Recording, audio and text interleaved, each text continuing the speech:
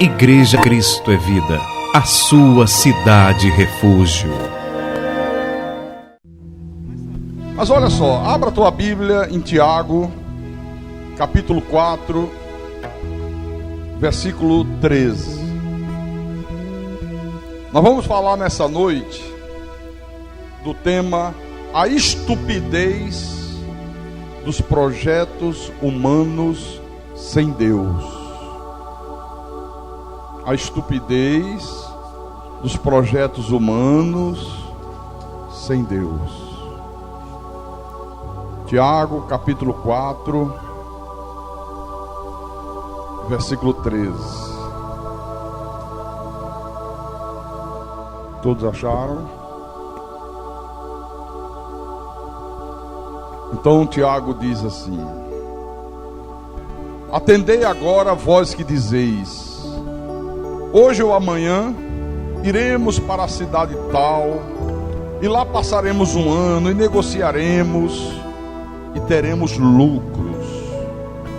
Vós não sabeis o que sucederá amanhã, que é a vossa vida.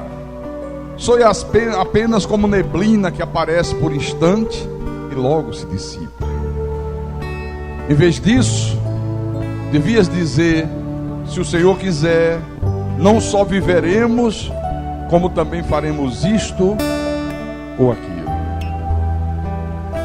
Vamos orar para que o Espírito Santo fale ao nosso espírito agora. Oremos ao Senhor.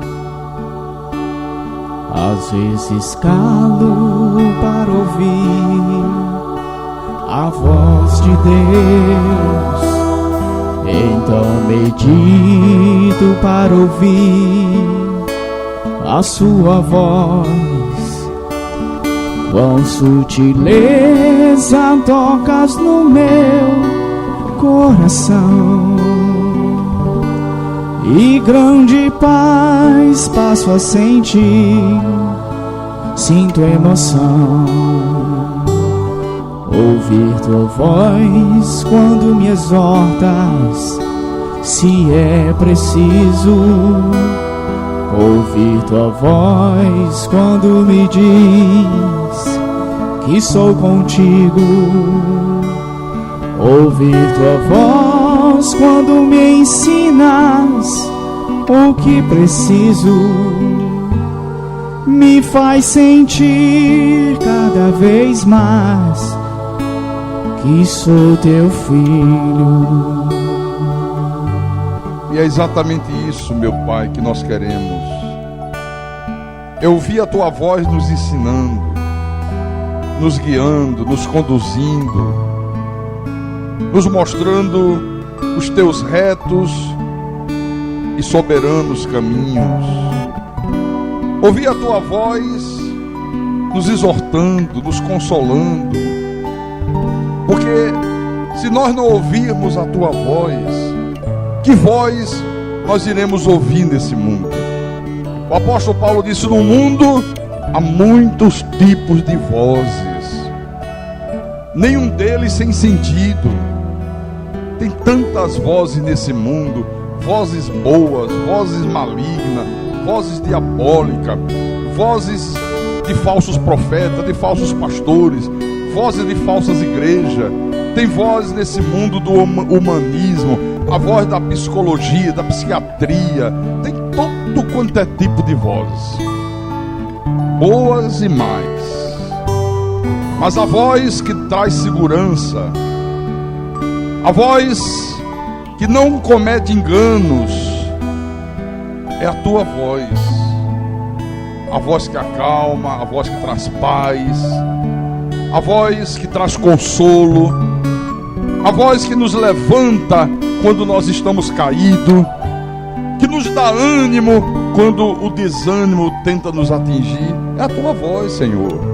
Nenhuma outra voz é capaz de fazer isso. A voz que perdoa as nossas falhas, os nossos erros, as nossas transgressões. É a tua voz. Então fala-nos nessa noite. Fala a tua igreja, fala ao teu povo, fala aos teus escolhidos, as ovelhas do teu rebanho, ao povo que é propriedade exclusiva tua, não é propriedade de uma igreja, não é propriedade de uma denominação, não é propriedade de um pastor, é propriedade do Senhor, o Deus eterno, o Deus bendito. E usa-me nessa noite, meu Senhor, como teu pastor, como teu servo. Não leve em consideração as minhas falhas, os meus erros, os meus pecados, mas leve em consideração o quanto eu te amo, o quanto eu sou sincero para com o Senhor, o quanto eu almejo viver uma vida de obediência, o quanto eu amo fazer a tua obra, o quanto eu amo cuidar do teu povo, cuidar das ovelhas do teu rebanho. Dá-me a inspiração, a sabedoria, porque a minha suficiência, ela vem de ti, ó Deus. E eu te peço em nome de Jesus, eu te peço em nome do Senhor, e que todos que creem digam amém e amém. Diga graças a Deus. Muito bem, meus irmãos amados e minhas irmãs em Cristo. Ao longo da nossa vida, a gente vê com muita frequência as pessoas cometendo essa estupidez de planejar em suas vidas a revelia de Deus. As pessoas fazem planos, traçam metas, né? Elas determinam alvos que elas querem alcançar, mas a gente percebe que elas vão fazendo isso completamente a revelia de Deus. Só que nesse período de final de ano e de início de ano, isso fica ainda mais evidente, isso fica ainda mais claro, porque as pessoas, como eu falei aqui, no culto de Ano Novo, na sexta-feira, no dia 31, elas fazem uma lista das coisas que elas almejam alcançar no novo ano que está se iniciando, e você percebe que não se vê nenhuma evidência de que essas pessoas estejam procurando fazer a vontade de Deus. Nós não vemos nenhuma evidência que elas tenham feito uma oração a Deus a respeito daquilo que elas pretendem alcançar, a respeito daquilo que elas planejaram para o novo ano. Você não vê isso. Elas fazem simplesmente por fazer. Não consultam Deus, não oram a Deus, não são capazes de dizer: Senhor, olha, eu estou tendo essa ideia, estou tendo essa vontade, estou tendo esse pensamento, mas que seja feita a tua vontade. E o interessante é que a maioria das pessoas, elas põem a maioria das coisas que elas vão colocando nessa listinha de final de ano, nessa listinha das coisas que elas esperam alcançar no ano novo que se inicia, são coisas que elas já tentaram alcançar no ano que terminou e não alcançaram. Aí refaz a lista. Passei em 2010, no final de 2009, eu fiz uma lista que eu pretendia isso, eu pretendia aquilo, eu ia conquistar aquilo outro. Aí passou 2010, ela não conseguiu alcançar aqueles objetivos. Aí ela faz de novo uma nova lista, acrescenta mais algumas coisas e diz: bom, em 2010 não deu, em 2010 eu não consegui, mas em 2011 eu vou conseguir. Agora eu vou chegar lá, agora eu vou conquistar.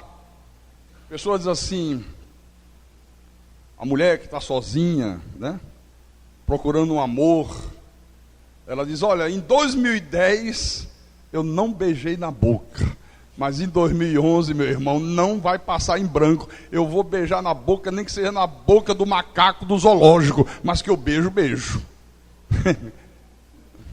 Pior que aqui nem zoológico tem, né? Ou tem? Não tem não.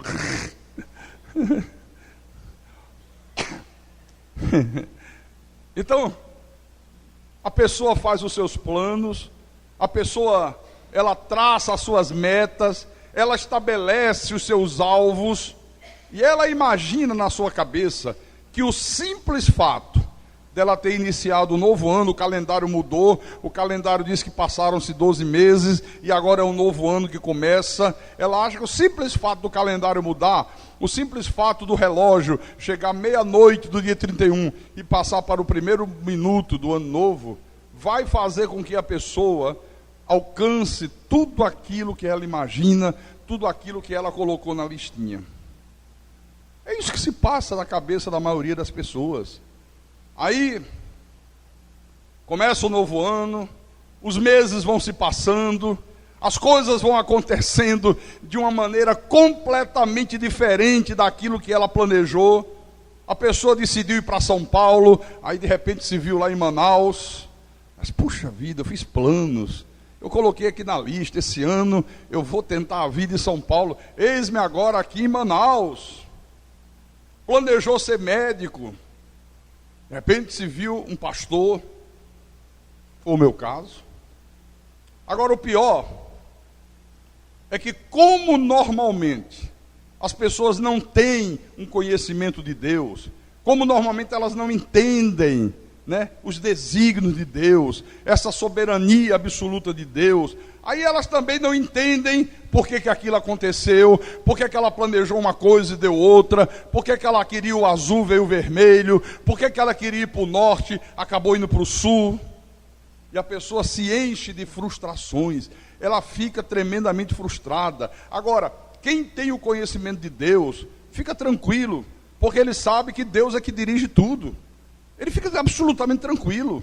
Ele sabe que a vida dele está nas mãos de Deus, que as coisas sempre acontecerão conforme a vontade soberana de Deus. Por exemplo, abre em Provérbios, capítulo 16. Provérbios, capítulo 16, versículo 1. Diz assim: o coração do homem pode fazer planos? Pode. Mas a resposta certa dos lábios vem do Senhor. Então, o que ele está dizendo? Que o homem pode planejar, pode, todos nós planejamos, mas o que vai prevalecer na realidade é a vontade soberana de Deus para a vida daquele homem. Olha, eu nunca imaginei que eu seria o que eu sou hoje, um pregador do Evangelho da Graça de Deus. Eu nunca imaginei isso na minha vida. Quando eu saí da Universal do Reino de Satanás,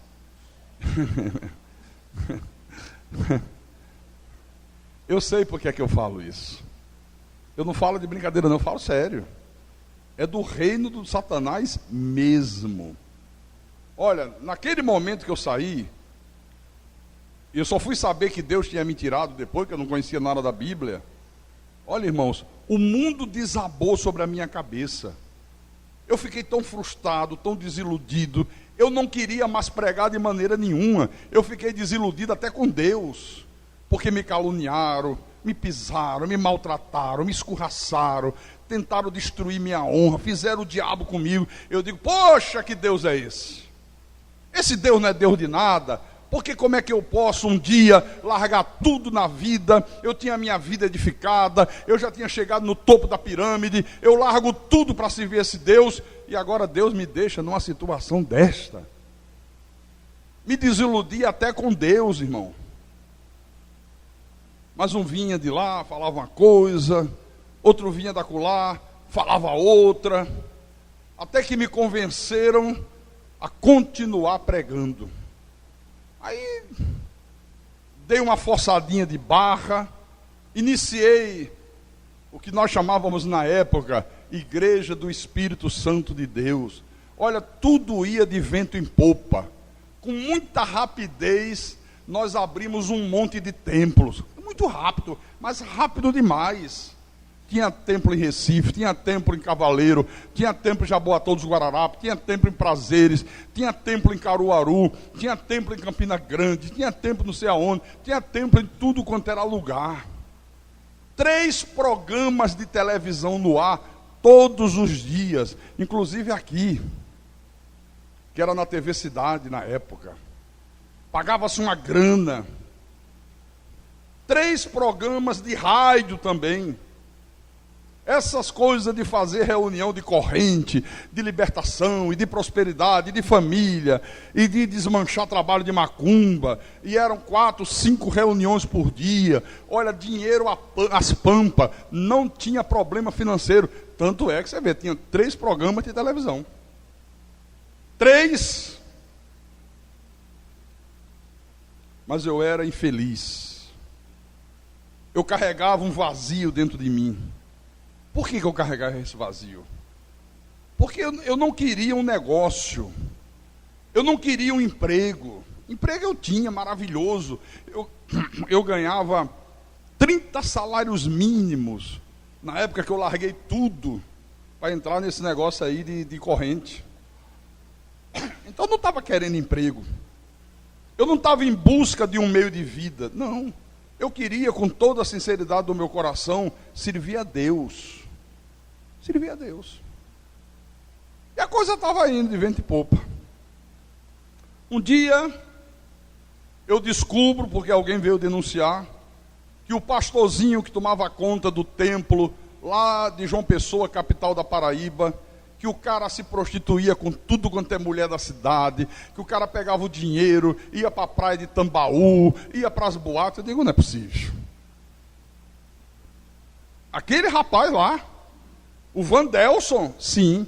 Mas você prova, pastor. Então me prove. E o cara me levou e provou. Olha, e o templo que esse rapazinho dirigia era assim, ó. Hiper lotado.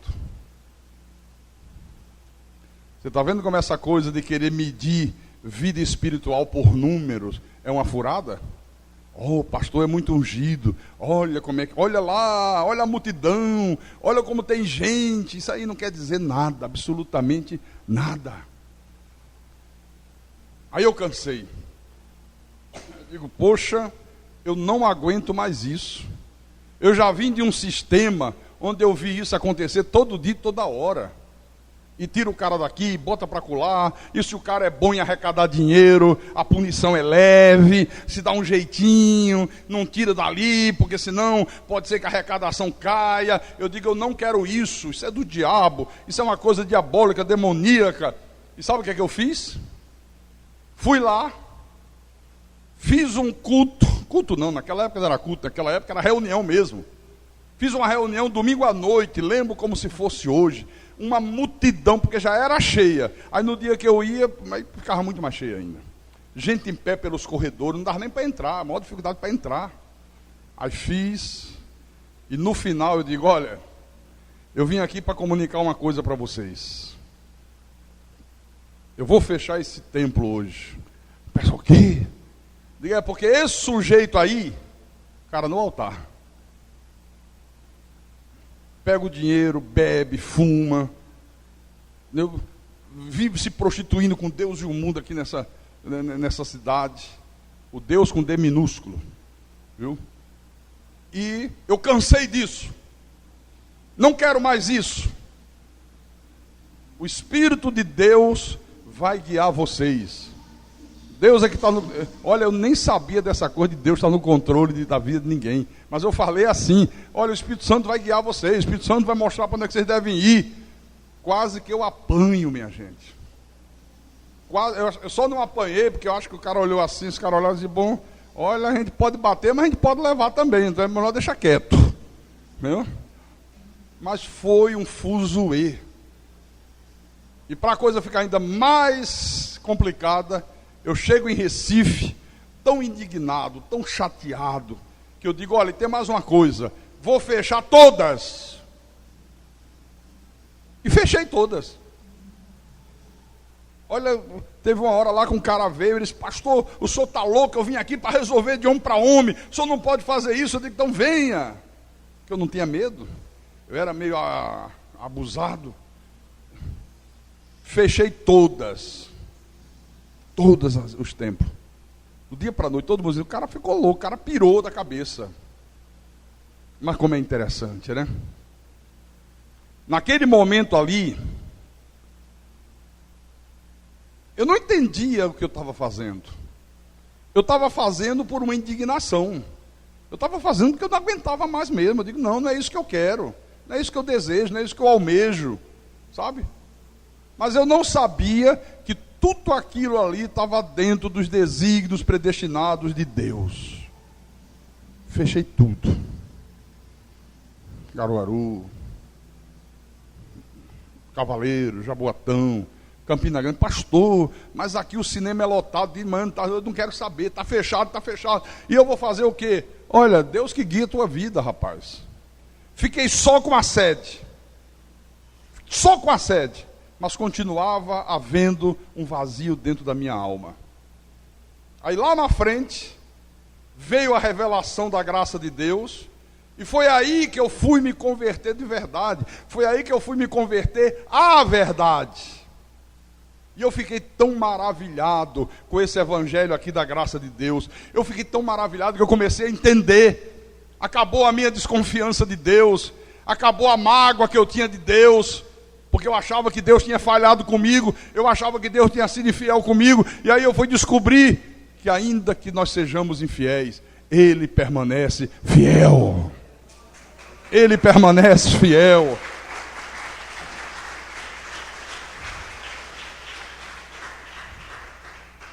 Aí eu fui entender que tudo aquilo que aconteceu era por uma vontade soberana de Deus. Fechei 2 lojas que eu tinha, 2 importadoras, as 2 maiores importadoras do Nordeste. Perdi milhares e milhares e milhares de dólares. E quanto mais eu perdia, mais feliz eu me sentia. Eu lembro como se fosse hoje. Veio meu sogro do Rio de Janeiro, veio meu pai, veio minha mãe. E todo mundo, você está com algum problema? O que está acontecendo? Você está louco? O que houve? Não se faz uma coisa dessa. Olha, você está jogando tudo que você tem fora. Você está pegando todo o teu patrimônio, jogando na lata do lixo. Eu digo, eu não quero saber, eu quero fechar. Eu quero ser só pastor, eu quero só servir a Deus. Deus está me revelando a sua palavra. Deus está me revelando a sua verdade. Eu não quero mais viver uma vida errada. Eu não quero mais sonegar imposto. Eu não quero mais ser pressionado por fiscais da Receita para poder dar propina, para que a mercadoria importada entre. Eu não quero mais isso. Perdi o meu sítio, perdi o meu automóvel, mas em compensação, irmãos, eu ganhei a paz, eu ganhei o conhecimento de Jesus Cristo.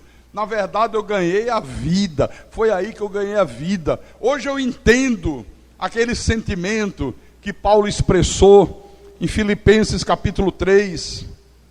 Vou mostrar para você. Hoje eu entendo isso. Filipenses capítulo 3, versículo 5 em diante. Você sabe que o apóstolo Paulo era um homem que tinha uma posição muito importante no contexto religioso daquele tempo. Ele tinha prestígio com as autoridades religiosas, ele tinha poder nas mãos, né? Ele era de uma família importante, de uma linhagem espiritual espetacular. Olha o que é que ele diz aqui. Depois que ele teve o encontro com Jesus no caminho de Damasco, depois que os seus olhos foram iluminados, ele diz assim, Filipenses capítulo 3, versículo 5 em diante.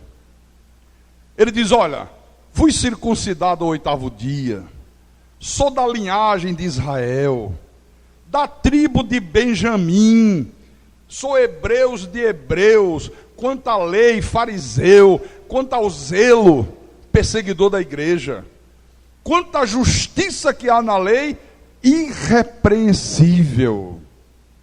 Aí no versículo 6, versículo 7 ele diz, mas o que para mim era lucro, isto considerei perda por causa de Cristo. Sim, deveras eu considero tudo como perda, por causa da sublimidade do conhecimento de Cristo Jesus meu Senhor, por amor do qual perdi todas as coisas, e as considero como refúgio para ganhar a Cristo. Paulo disse, olha, tudo isso que eu dava tanta importância, eu era Saulo de Tarso, olha, chegou o Saulão, sabe aquela coisa?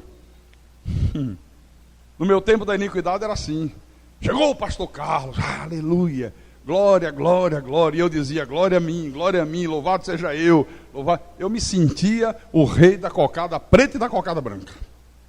Não, eu estou falando sério. São coisas que quando você não tem o conhecimento sagrado, olha, mexe com o teu orgulho, massageia teu ego, você anda assim, ó, eu sou Deus, sabe, aquela coisa. Então, o apóstolo Paulo, antes dele ser apóstolo, era assim. Ele disse, puxa vida, eu me orgulhava da minha descendência, da tribo de Benjamim. Olha, ele é da tribo de Benjamim. Olha, ele é hebreus de hebreus. Olha, esse cara aí é tremendo. Tudo que a lei manda fazer, ele faz. Ninguém consegue derrubá-lo. Ele é o que mais jejua. Ele é o que mais esfola o joelho no chão. Ele é o que mais paga preço. Ele é o que mais lambe o pó. Olha, ele faz tudo. O cara é bamba na história. Ele disse, eu dava valor a essas coisas. Eu considerava isso de uma importância muito grande. Os sumos sacerdotes batiam nos meus ombros. Olha, me dá aí uma autorização aí que eu vou perseguir a turma. Eu vou arrebentar com esses cristãos. Pega, Saulo, vai lá, mete bronca mesmo, que está tudo certo. Mas o que eu considerei, o que eu achava que era lucro, o que eu achava que isso era importante, tudo isso agora eu entendo que não vale nada. Tudo isso é esterco. Tudo isso não vale porcaria nenhuma, por causa da sublimidade do conhecimento de Cristo Jesus, o meu Senhor. Aleluia. Então foi a partir desse período que eu passei, perdendo isso, perdendo aquilo outro. E quanto mais eu perdia, mais feliz eu me sentia. Eu lembro que meu pai chegava, meu pai saía de Natal de Natal para Recife, e ele ia lá e ele dizia, peraí, eu não entendo, você está na pindaíba, rapaz, eu vejo tua geladeira vazia, eu vejo uma situação difícil, e você está aí com esse ar de tranquilidade. Ele dizia assim mesmo, você está aí, parece que está no paraíso. E eu dizia, mas estou mesmo. Ele disse, como? Me explique. Eu dizia, porque agora, papai, Deus está me ensinando a viver pela fé. Eu nunca vivi pela fé. Eu agora estou aprendendo. Deus agora está me disciplinando. Deus agora está me discipulando. Deus agora está me ensinando a confiar nele de verdade. A crer que ele está no controle de todas as coisas. E era isso mesmo que eu sentia. Era isso mesmo que eu sentia dentro de mim, irmão. Então, eu pergunto,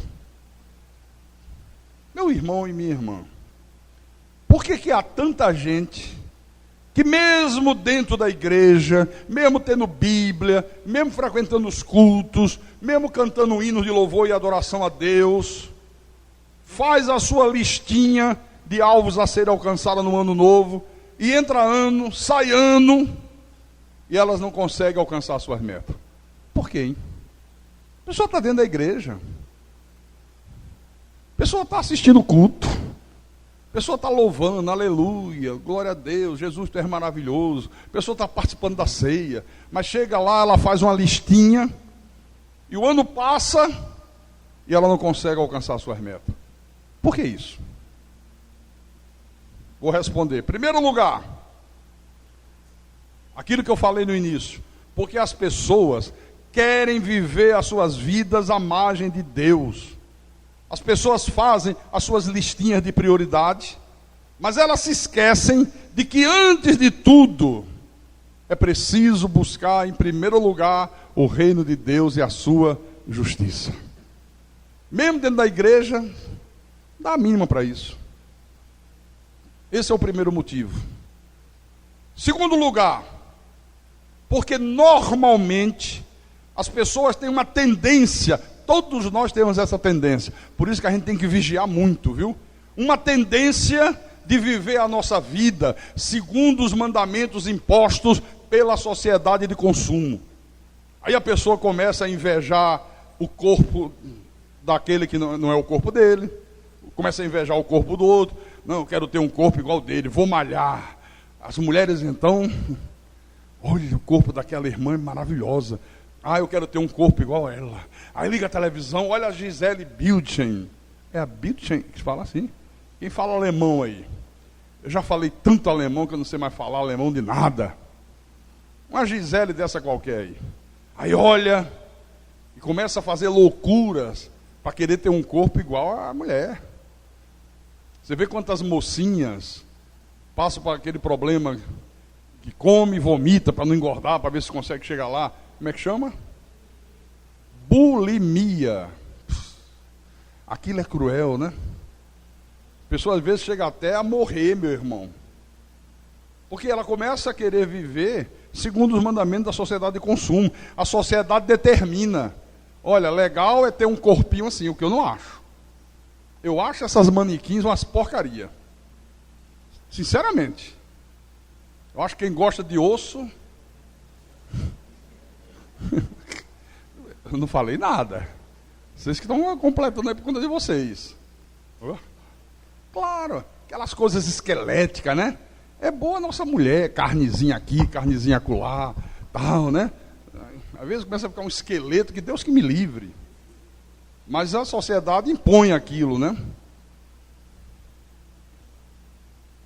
A pessoa começa a desejar só comprar roupas de grife, começa a desejar ter o mesmo automóvel que o vizinho possui, que o colega de trabalho tem.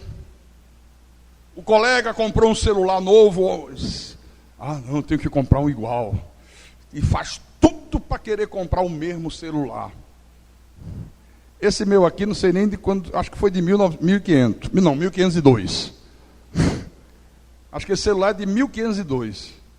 Meus filhos dizem assim: pai, toma vergonha, pai.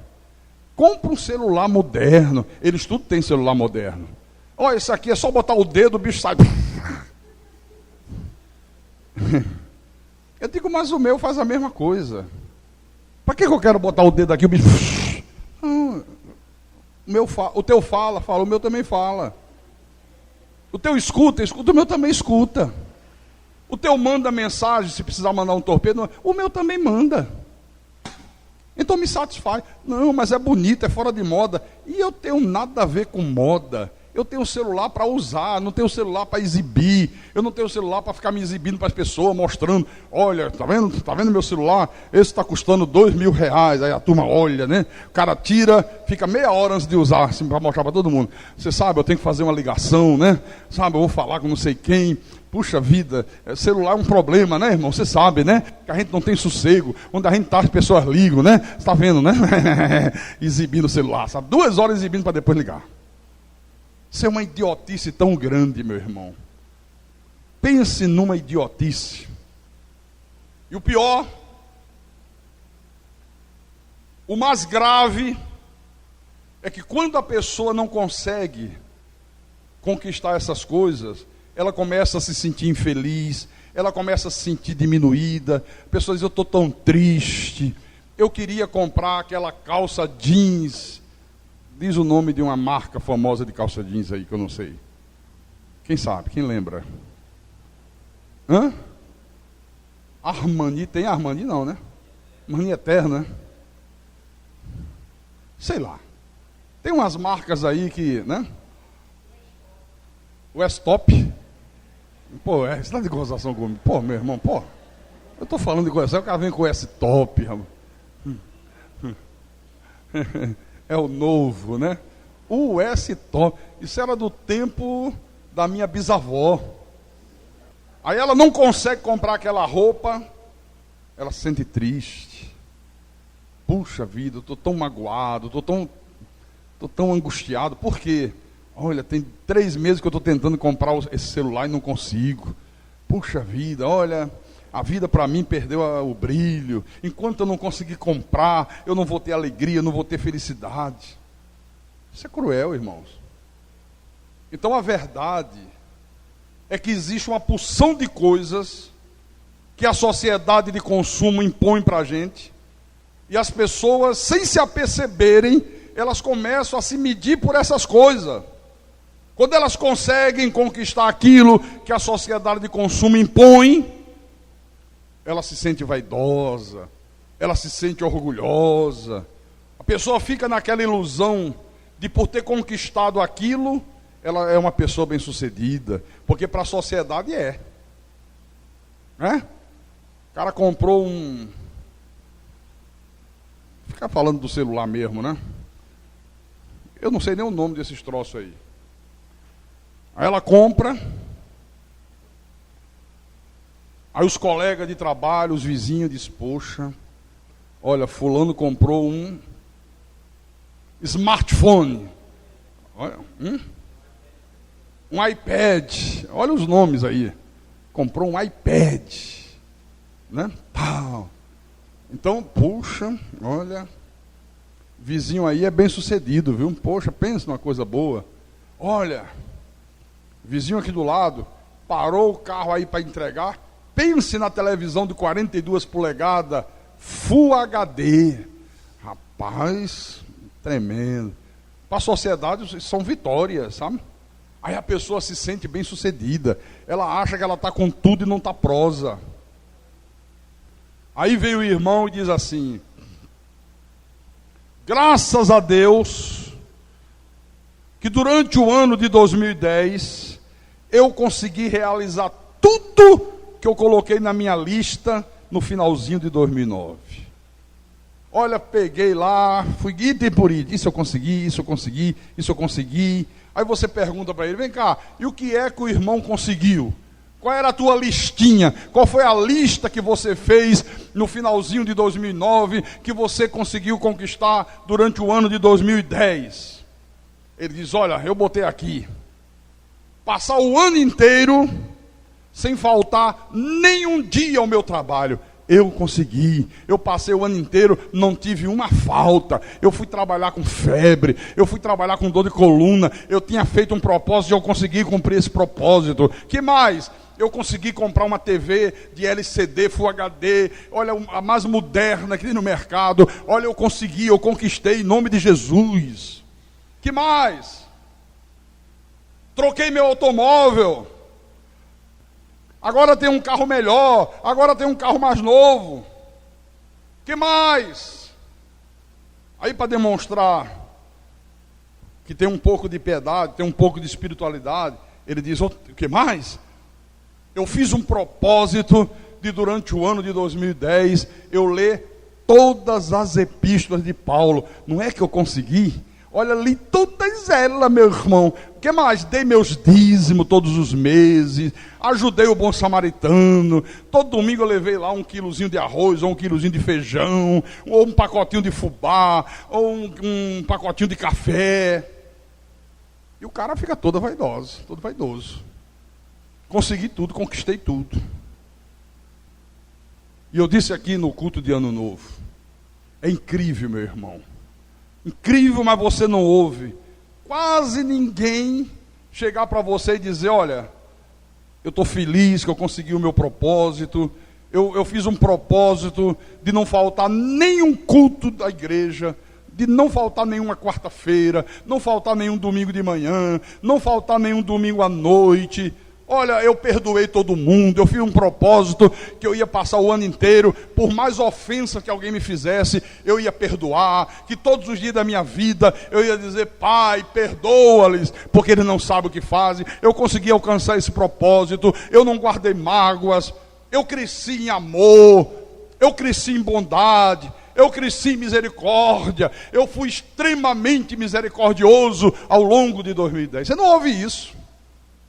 Você não ouve ninguém dizer isso.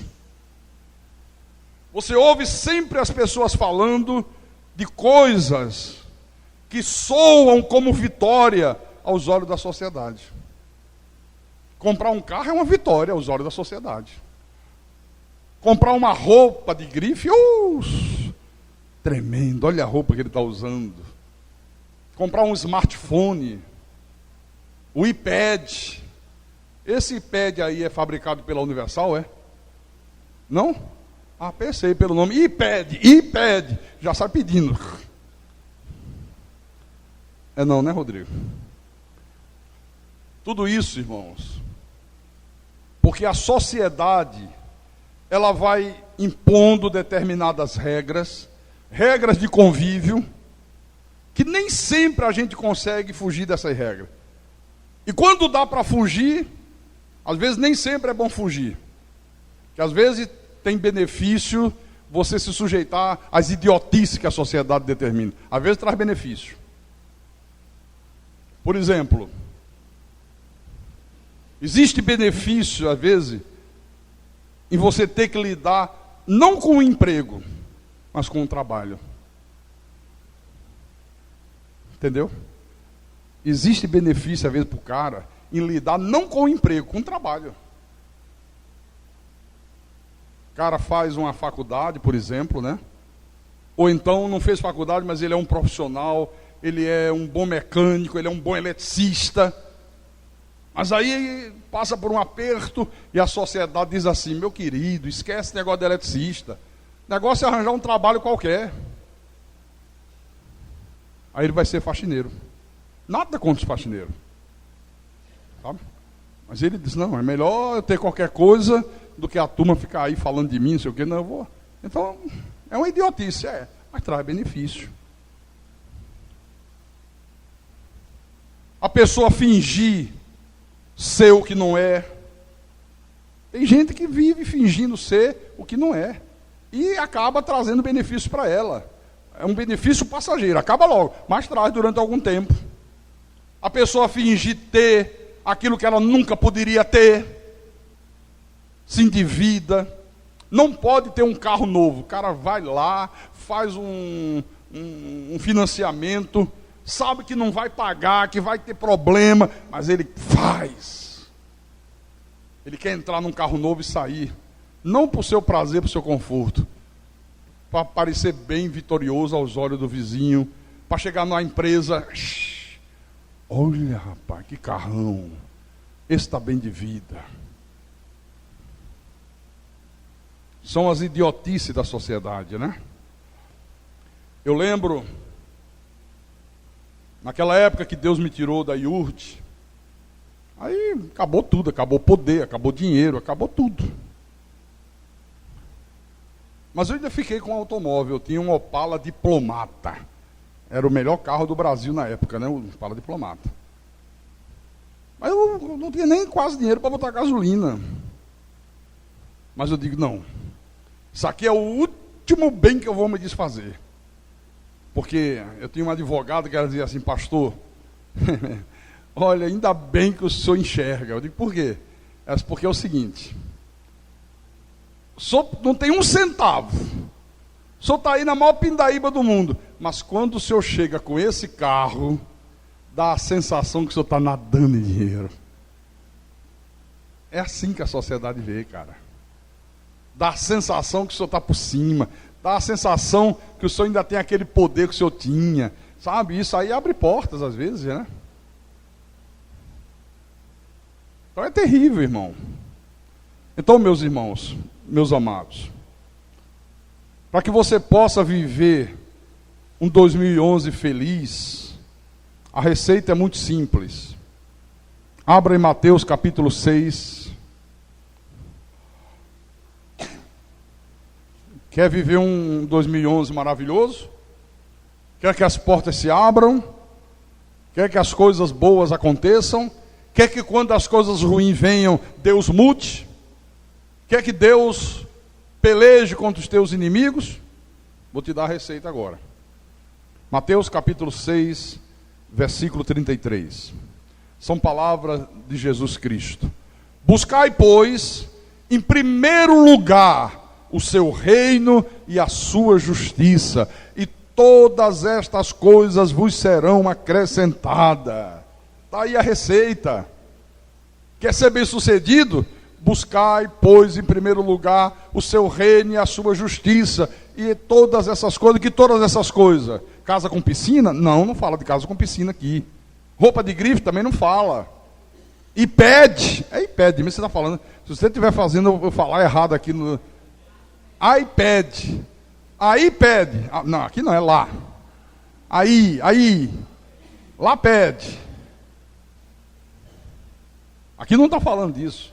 Aqui está falando o que comer, o que beber, o que vestir. Deus está dizendo: se você buscar o meu reino e a minha justiça em primeiro lugar, olha, tudo que é necessário para você viver uma vida digna, eu vou dar. E para viver uma vida digna, para viver uma vida feliz, você não precisa ter roupa de grife, querido. Você não precisa querer trocar de celular de 30 em 30 dias.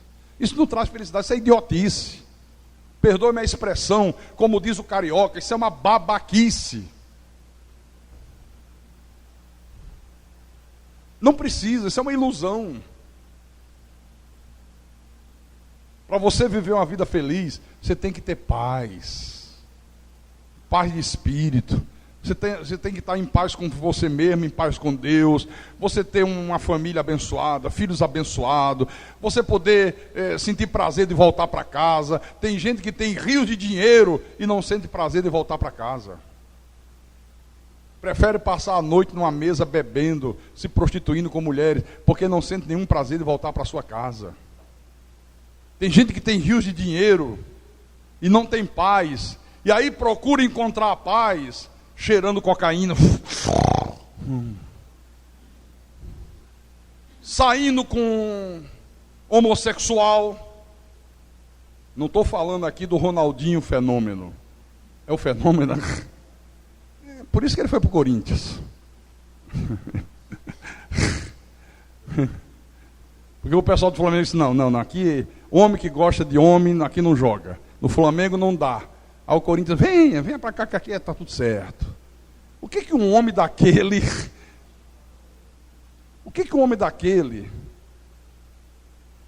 quer nesse mundo que ele não possa comprar? Tudo. Ele tem tudo que o dinheiro seja capaz de comprar. Ele é bilionário. Ele tem as mulheres que ele queira ter. Ele tem tudo. Mas você vê, não é feliz. Já casou 2, 3 vezes, casa, descasa. Aí o cara chega numa hora e diz, não, eu quero uma coisa diferente, deixa eu ver. Aí pega 3 baitola, é baitola que chama no Ceará?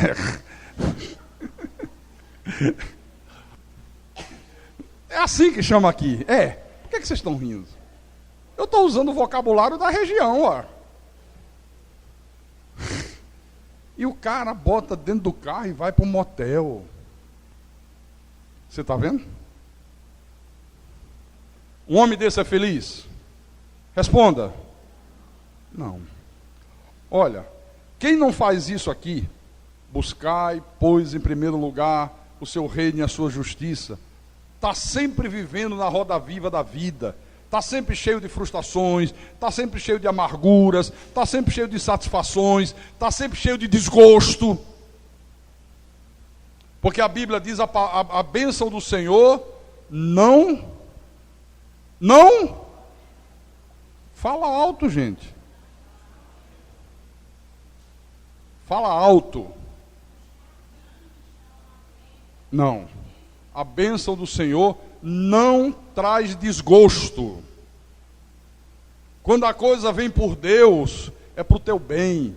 Não vai destruir teu casamento. Não vai levar você para a roda viva da vida. Não vai levar você para o mau caminho. Não vai levar você para o adultério, para a prostituição. Não vai levar você para o alcoolismo, para as drogas. Mas quando não é a bênção de Deus, é aquilo que o cara conquistou ao modo e à maneira dele, traz desgosto. Traz desgosto. Então, quem busca em primeiro lugar o reino de Deus, mesmo que ele não consiga realizar nada dentro dessa escala de valores da sociedade de consumo, ele sabe que ele não perdeu nada, se ele tem o seu coração firme em Deus. Ele sabe que não perdeu nada, ele sabe que aquilo não tem valor nenhum, sabe que aquilo não acrescenta nada. Ele não está nem aí.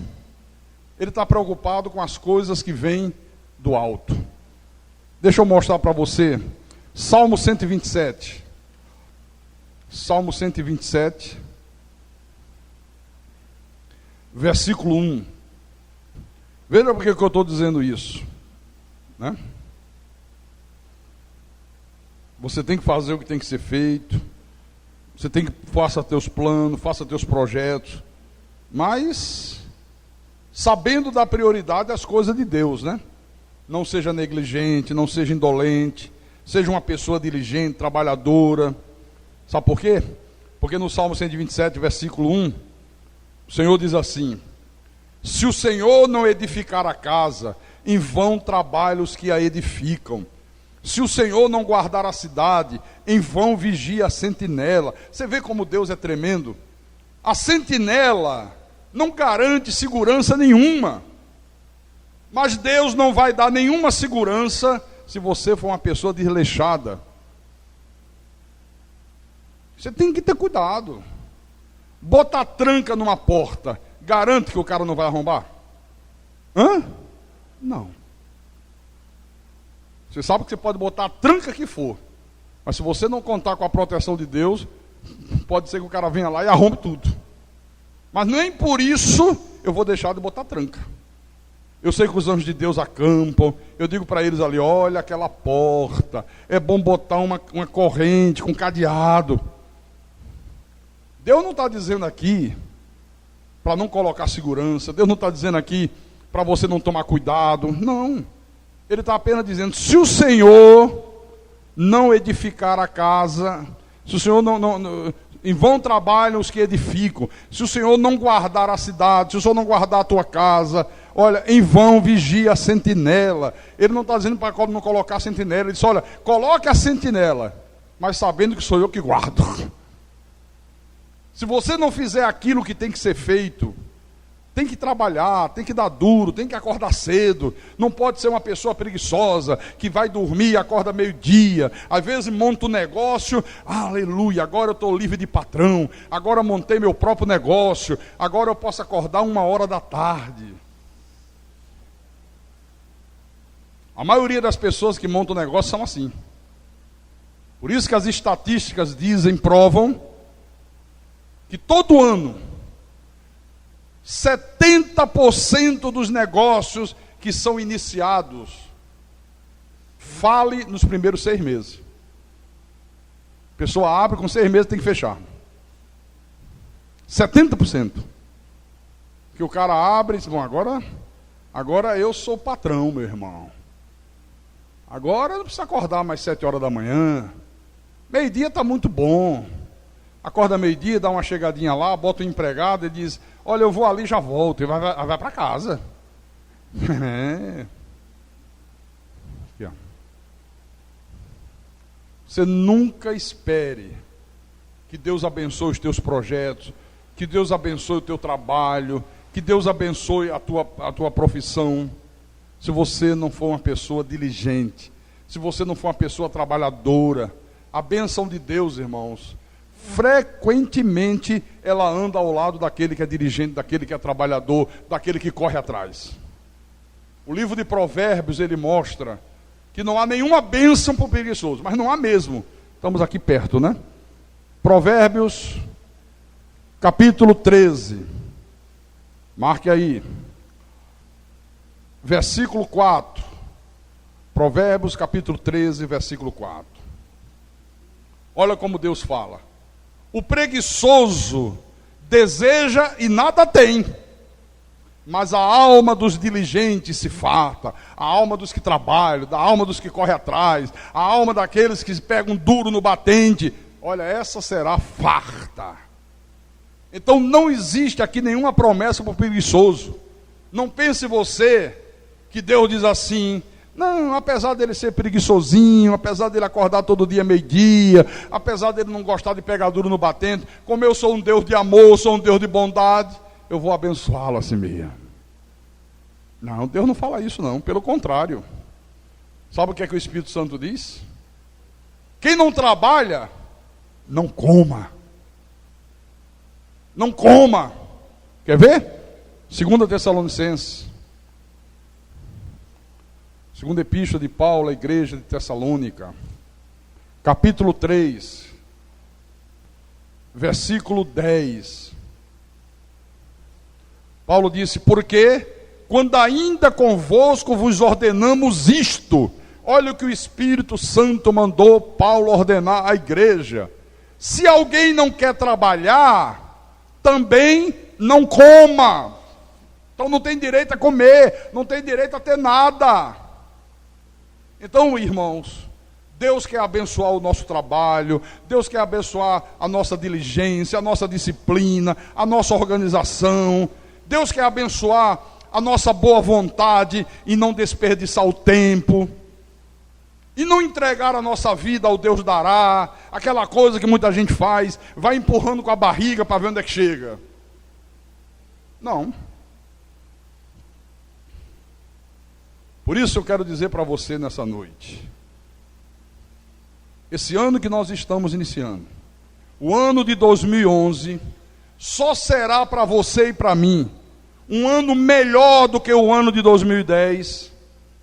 Para mim, por exemplo, se eu começar a ser mais amoroso, mais paciente, mais honesto, mais misericordioso, mais perdoador, mais longânimo, mais pacificador, mais alegre.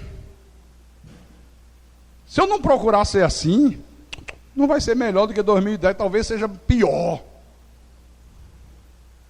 Aqui está a fórmula. Só vai ser melhor se eu procurar ser mais confiante em Deus, se eu procurar gastar mais a minha vida do que eu gasto, se eu procurar dominar a mim mesmo, dominar a minha ira, dominar os meus rompantes. Não, eu tenho que dominar mais, ser mais amigo do bem, ser mais amigo de Deus. Olha, é isso que Deus espera da gente. Se você não colocar isso na tua cabecinha como prioridade, pode esquecer que você vai cair do cavalo, querido. Essa é a lista de Deus para mim e para você. É isso que Deus espera de mim, é isso que Deus espera de você. Agora, essa lista de Deus aqui não impede de você se programar para esse novo ano que está iniciando. Não impede de você ver o que é que você precisa fazer. Não impede você fazer teus planos, não impede você de trabalhar, não impede você de ter sonhos. Não, você pode ter tudo isso. Agora, sabendo de uma coisa, o que você está planejando, o que você está sonhando, o que você está almejando, só vai se concretizar se Deus permitir que se concretize. Você tem que dizer, Senhor, estou planejando fazer isso. Se o Senhor permitir, eu vou chegar lá. Se o Senhor não permitir, se isso não for da tua vontade, se a tua vontade para mim seja outra coisa, acabou. É isso aqui, ó. Às vezes você faz planos, você se programa todo. Aí se você é uma pessoa espiritual, se você é uma pessoa sensível à voz de Deus, às vezes durante o ano, você vai sentindo de Deus e você começa a alterar o que você programou, você começa a alterar o que você planejou, Deus vai guiando você. Eu planejei ir para aquela mesa durante o ano de 2011, aí eu vou. Aí eu sou espiritual e Deus começa a me inquietar e diz, não, eu não quero que você vá para aquela mesa, eu quero que você vá para aquela bateria. Eu, opa, estou indo. Eu digo, não, se Deus está me inquietando para ir para ali, é porque é melhor do que para ali. É porque essa é a vontade soberana dele.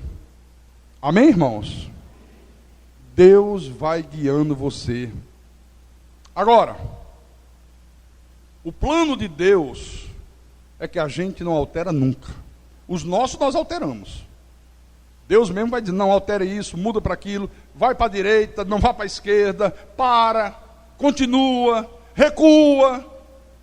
Os nossos planos Deus altera.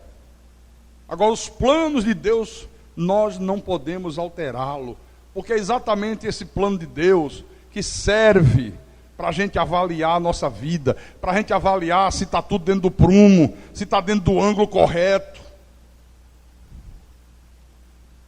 Essa vontade soberana de Deus que faz com que eu veja se a minha vida está dentro da vontade soberana dele.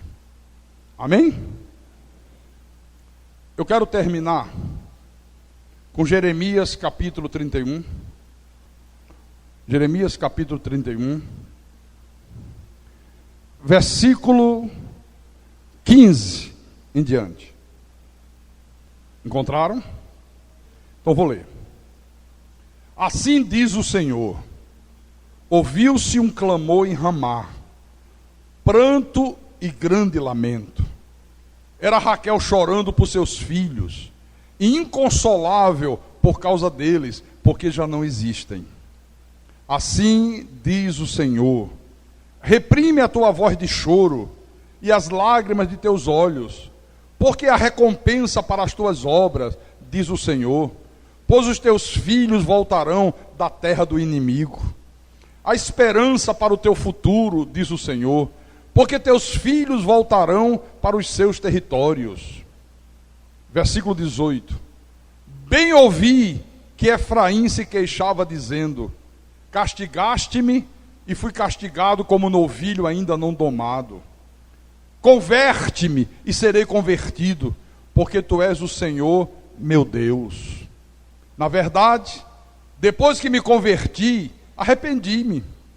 Depois que fui instruído, bati no peito. Fiquei envergonhado, confuso, porque levei o opróbrio da minha mocidade. Quer dizer, levei junto comigo as servergonhices que eu praticava antes. Não me libertei delas. Eu trouxe junto. Me converti e me arrependi. Quis continuar a vida errada de antes. Versículo 20. Aí Deus diz assim, não é Efraim, meu precioso filho, filho das minhas delícias? Pois tantas vezes quantas falo contra ele, tantas vezes eternamente me lembro dele. Comove-se por ele o meu coração, deveras me compadecerei dele, diz o Senhor. Aleluia. Que Deus maravilhoso é esse Deus aqui, né, meu irmão? Olha, quanto mais eu falo dele, mais eu me compadeço, mais eu amo, mais eu sinto prazer nele, mais eu sinto vontade de abençoá-lo, de ajudá-lo. Puxa vida, que Deus maravilhoso. Aí aqui no versículo 21, ele fala para o Efraim, ele fala para o Érix, ele fala para o Carlos, ele fala para Manu, ele fala para Salete, ele fala para Marlene, ele fala para o Alcélio, fala para todos os eleitos de Deus. Versículo 21. Põe-te marcos, finca postes que te guiem, presta atenção na vereda, no caminho por onde passaste, regressa, ó Virgem de Israel, regressa às tuas cidades. Olha o que Deus está dizendo para você. Põe marcos, aqueles marcos. Deus está dizendo, estabeleça novas metas, estabeleça novos alvos. Quer dizer, não se acomode. Não se acomode. Sempre estabeleça novas metas, novos planos, novos desejos, novas vontades. Porque quando você começa a se acomodar, olha, a coisa vai ser ruim para você. Então põe-te marcos. Finca postes que te guiem. Postes altos, bem altos, que você possa olhar, que ele possa te dar referência. Esses postes altos que te guiem são exatamente as referências do Evangelho da Graça de Deus, irmão, que é quem nos orienta. A gente tem que se orientar por aquilo que Deus fala aqui no Evangelho da Graça. Ele diz, preste atenção na vereda, preste atenção onde você está pisando. Presta atenção no que você pensa, preste atenção no que você decide, preste atenção no que você faz, preste atenção, para você não fazer bobagem, para você não sair da linha, para você não fazer coisas que te tragam prejuízo da vida. Olhe para o caminho por onde você já passou, olha para o teu passado, veja onde você errou, para você não voltar a errar de novo. É isso que Deus está falando aqui, ó. Versículo 22. Até quando andarás errante, ó filha rebelde? Porque o Senhor criou coisa nova na terra. A mulher infiel virá a requestar um homem. Deus disse, olha, eu faço coisas tão maravilhosas, eu faço coisas tão novas, que até aquela mulher que só quer viver pulando cerca, que só quer viver trocando de homem como quem troca de blusa, não vai mais querer viver assim. Ela vai ser tão transformada que ela vai querer ser mulher de um só homem. Aleluia. Aquele homem garanhão que queria ter uma mulher em cada esquina, eu vou fazer uma obra tão grande na vida dele que ele vai querer ter uma esposa. E Ele vai estar satisfeito com ela, em nome do Senhor Jesus Cristo. Amém? Versículo 23. Assim diz o Senhor dos Exércitos, o Deus de Israel: ainda dirão essas palavras na terra de Judá e nas suas cidades, quando eu lhe restaurar a sorte. O Senhor te abençoe, ó morada de justiça, ó santo monte. Nela habitarão Judá e todas as suas cidades juntamente, como também os lavradores e os que pastoreiam os rebanhos. Porque satisfiz a alma cansada e saciei a toda a alma desfalecida. Nisto despertei e olhei, e o meu sono fora doce para mim. Você sabe o que foi isso aqui? Jeremias sonhando. Ele sonhando. Você está vendo como é a mente de uma pessoa que está sempre buscando as coisas lá do alto? Veja como é a mente de uma pessoa que está sempre buscando em primeiro lugar o reino de Deus e a justiça de Deus. E eu queria que nesse ano que nós estamos iniciando, que você sonhasse esse sonho doce aqui para o ano novo. Sonhe coisas boas, sonhe coisas espirituais, sonhe coisas maravilhosas. Eu queria que você sonhasse, sabe, ser uma pessoa mais amorosa, mais perdoadora, mais misericordiosa, mais compreensiva. Eu queria que você sonhasse ser um cristão cada dia melhor. Eu queria que você sonhasse ser um diácono mais dedicado, um ministro mais dedicado, uma pessoa que está no louvor da igreja, e que você faça muito mais do que você fez no ano que passou, que você almeje, sabe, fazer coisas que agradem verdadeiramente a Deus. Olha o que esse homem sonhou.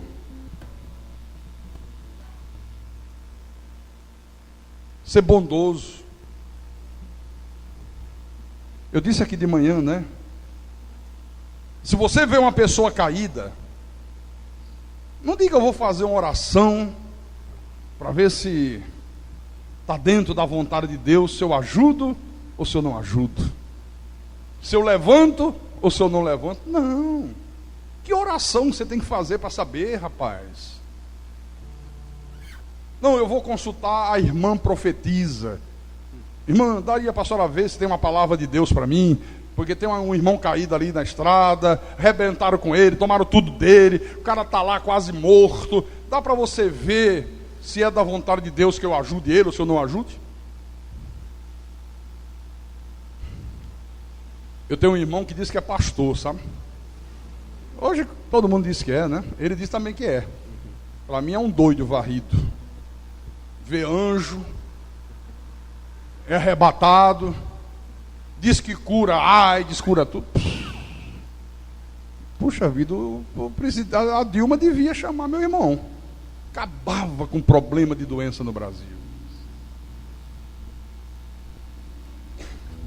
Aí minha mãe fez 80 anos e ele passa uma temporada que não fala com ninguém. É um mau filho, é um mau pai, é um mau irmão, é avarento, é egoísta, tudo que você imaginar. Mas está lá com a Bíblia debaixo do braço que é pastor. Pai do Senhor, irmão. O retetê está danado. Aí o pessoal dizia que, e aí? E Flavinho vem, minha mãe disse que é todos os filhos juntos. Disse, olha, eu chamei, liguei para ele, ele disse que está orando. Se Deus responder que é da vontade de Deus que ele venha, ele vem. Se não responder, não vem. E não foi. Não foi. Mas rapaz, você não foi. Não, Deus disse que não era hora de eu ir. Só se for o diabo que diz para você que não era hora de não ir, rapaz. Por favor, não faça isso. Eu disse aqui de manhã, o evangelho é simples, rapaz. É muito simples a vida cristã. Jesus diz assim, vai, faz o mesmo. Lembra do samaritano? Ama o teu próximo. Quem é o meu próximo? Ele contou a historinha do samaritano. Os caras vinham lá, assaltaram, feriram, espancaram, roubaram. Aí Jesus disse, aí veio um sacerdote, o pastor, o apóstolo, o Edir Macedo, o R.R. Soares, o Valdemiro Santiago, o Silas Malafaia, a turma toda, a quadrilha junta, e passaram ao largo. Tô nem aí. Pai, não vai ajudar não? Eu não, vai que eles me roubam também. Não é comigo não, foram embora. Aí Jesus disse, aí veio os levitas. Marco Feliciano. Não, Marco Feliciano não, Marco Feliciano é da outra patota, né? É dos sacerdotes, hein? Lá vem o trazendo a arca. Lá vem, vai me lembrando aí, diante do trono, Shirley Carvalhais. Ajuda que eu não conheço essa turma aí que eu não gosto. Kleber Lucas, Cassiane, Aline Barros, Fernanda Brum, aquele da Bahia, Lázaro. Só que aquele ali está morto, né? Não é aquele lá, já se levanta, sai do túmulo. Aquele ali ainda está morto. Passaram ao largo. Ninguém deu a mínima para o cara caído. Olha como Jesus era sábio. Aí ele disse, ó. Aí veio o samaritano. Porque os judeus achavam que samaritano era a pior raça que havia na face da terra. Eles tinham um preconceito violentíssimo com os samaritanos. Ele disse, pois é. Veio o samaritano, quando olhou, parou, desceu do seu animal, foi lá, socorreu o homem, lavou as feridas com vinho, para não infeccionar, pegou óleo, passou, que passava o óleo para quando fosse cicatrizando, não ficar muito ressecado, não doer tanto, né?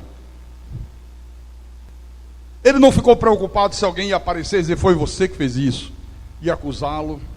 Ele não ficou preocupado se os bandidos ainda estavam ali, iam também assaltá-lo. Ele disse, não quero saber, eu tenho que socorrer, eu tenho que fazer o que tem que ser feito, eu tenho que ter amor pelo meu próximo. Botou em cima do seu animal e foi a pé e trazendo o homem em cima do animal. Que coisa, hein? Foi a pé, puxando o seu burro e o cara em cima. Chegou na primeira pousada que ele encontrou, ele era viajante. Disse, olha, cuida desse homem, chama um médico, compra o que for preciso comprar, está aqui dinheiro, compra remédio, medica, socorre, porque eu tenho uma tarefa a cumprir. Quando eu voltar, se alguma coisa a mais você gastar, eu te pago, pode gastar à vontade, eu quero ser socorreiro. Jesus disse, ó, é simples amar ao próximo. Vai e faz o mesmo. Esse é o evangelho, vai e faz o mesmo. Vai e faz a mesma coisa. Vai e age da mesma maneira. Interessante que aquele homem caído, Jesus não disse que ele era crente, do pé quente. Jesus não disse que ele era evangélico. Jesus não disse que ele era um homem cumpridor da lei. Ele não disse que ele era um homem santo. Isso não. Era alguém que assaltaram e arrebentaram com ele. Isso não quero saber se é macumbeiro, não quero saber se é adúltero, não quero saber se é drogado, não importa. Está lá caído. Ele disse, esse é o teu próximo. Vai e faz o mesmo que esse samaritano fez. Amém, irmãos? Essa é a mensagem de Deus para a nossa alma nessa noite, em nome de Jesus Cristo. E quem tem ouvidos, que ouça o que o Espírito falou à igreja nessa noite, em nome de Jesus. Aleluia.